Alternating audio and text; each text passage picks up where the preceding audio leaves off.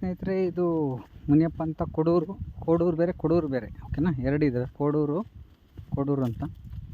ಇಲ್ಲಿವರೆಗೆ ಭೂವಸ್ತ್ರ, ಒಲಿಫು, ಗ್ರೋಮೆಜಿಕ್ ಅಂತ ಕೊಡೋಕೆ ಬಂದಿದ್ದು. ಅದು ಬೆಳೆದಿತ್ತು ಆಲ್ರೆಡಿ, ಇನ್ನೂ ಕಾಯಿ ಬಂದಿಲ್ಲ. ಇವ್ರಿಗೆ ನಾವು ಒಲಿಫ್ ಮಾತ್ರ ಕೊಟ್ಟಿದ್ದೀವಿ.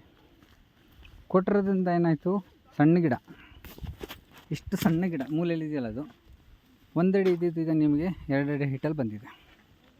ಹೊಡಿಬೇಕಾದ್ರೆ ಏನು ಮಾಡಿಬಿಟ್ರೆ ಇದಕ್ಕೂ ತೊಗರಿ ಗಿಡಕ್ಕೂ ಆಡ್ತಾರೆ. ತೊಗರಿ ಗಿಡ ಹೆಂಗಾಗೋಗಿದೆ ಅಂದರೆ ಮಲಿಕೊಂಡ್ರದ್ದು ನೋಡ್ಬೋದು, ಫುಲ್ಲು ತೆನೆ ಜಾಸ್ತಿಯಾಗಿ ಮಲಗಿದೆ ಓಕೆನಾ.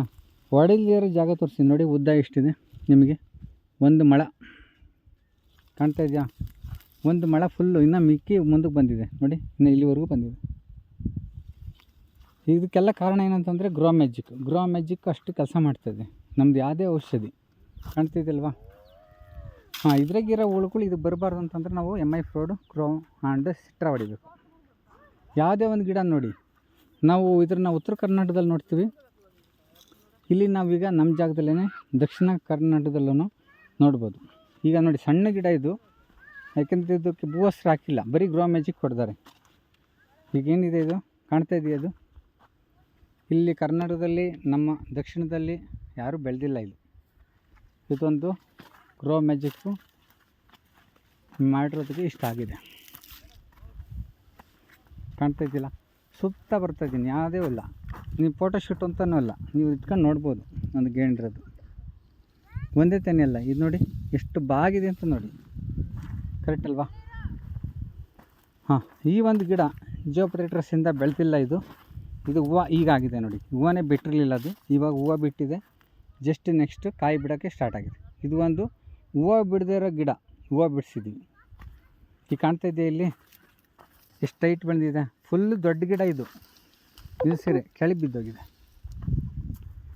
ಈ ಲೆವೆಲಿಗೆ ಬರೋ ಕಾರಣ ನಮ್ಮ ಒಂದು MI ಲೈಫ್ ಸ್ಟೈಲ್. ನಾನಂತೂ ಕಂಡುಹಿಡ್ದಿಲ್ಲ, ನನ್ನ ಕಂಪ್ನಿ ಅಲ್ಲ, ನಾನು ಆ ಕಂಪ್ನಿ ಒಳಗಡೆ ಇದ್ದೀನಿ, ಹೆಮ್ಮೆಯಿಂದ ಹೇಳ್ಕೊತೀನಿ. ನಾನು ಈಗ ನೋಡಿ ಇಲ್ಲಿ ಸ್ಟಾರ್ಟ್ ಆದರೆ ನಾನು ನೋಡಿ ಒಂದು ಏನು ಹೇಳ್ತೀವಿ, ಗಜ ಅಂದರೆ ನಮ್ಮದು ಅರ್ಧ ಮಾರು ಅಂತ ಹೇಳ್ತೀವಿ. ಅರ್ಧ ಮಾರು ಫುಲ್ಲು ತೆನೆ ಇದೆ. ಇದು ನೋಡಿ ಕಾಣ್ತಾ ಇದೆಯಾ, ಎಲ್ಲಿಂದ ಸ್ಟಾರ್ಟ್ ಆಗಿದೆ ಎಲ್ಲಿವರೆಗೂ ಬರ್ತಾಯಿದೆ. ಯಾಕಂದರೆ ಯಾರಾದರೂ ರೈತರುಗಳು ನೀವೇನಾರು ತರಕಾರಿ ಬೆಳೀರಿ, ಇಲ್ಲಿವರೆಗೂ ನಿಮಗೆ ಬರೀ ಇದು ತೋರಿಸ್ತಾ ಇದ್ದೆ, ಇದು ತೋರಿಸಿರಲಿಲ್ಲ ಓಕೆನಾ. ಇದೆಲ್ಲ ಬಂದಿದೆ, ಈಗ ಕೈಯಲ್ಲಿ ಇಟ್ಕೊಂಡು ತೋರಿಸ್ತಾ ಇದ್ದೀನಿ ಓಕೆನಾ. ತಿಂದು ತೋರಿಸ್ಬೇಕು ಅಂದ್ರೆ ತೋರಿಸ್ಬಿಡೋಣ ಹೆಂಗಿದೆ ಅಂತ. ಇನ್ನು ಎಳೆದು ಈಗ ಹಾಕಿರೋದಕ್ಕೆ ಅಂದರೆ ಸುಮಾರು ಒಂದು 10 ದಿವಸ ಆಗಿದೆ. ಕಾಯಿನ ದಪ್ಪ ಆಗಬೇಕು.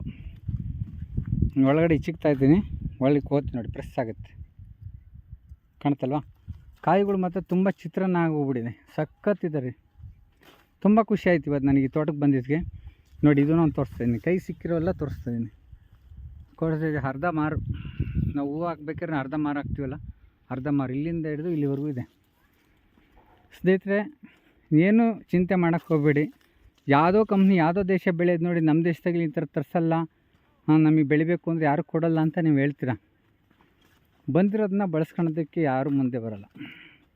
ಹೇಳಕ್ಕೆ ಹೋದರೆ ಎಲ್ಲ ಒರೆಸ್ಕೊಂಡು ಹಿಂದೆ ಹೋಗ್ತಾರೆ. ಅವ್ನ ತಲೆ ಎಲ್ಲ ಕೆಟ್ಟೈತೆ, ಸುಮ್ಮನೆ ಹೋಗ್ರಿ, ಕೆಲಸ ಎಲ್ಲ ರೇಟ್ ಜಾಸ್ತಿ ಅಂತ.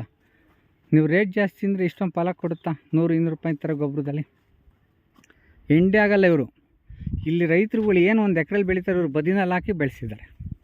ಜೊತೆಗೆ ತರಕಾರಿನಲ್ಲೂ ಕೊಟ್ಟಿದ್ದೀವಿ. ಇವು ತರಕಾರಿ ಲಾಸ್ಟ್ ಸ್ಟೇಜಲ್ಲಿ ಬಂದಿದ್ದೀವಿ, ಏನೂ ಗೊಬ್ಬರ ಕೊಟ್ಟಿಲ್ಲ, ಬರೀ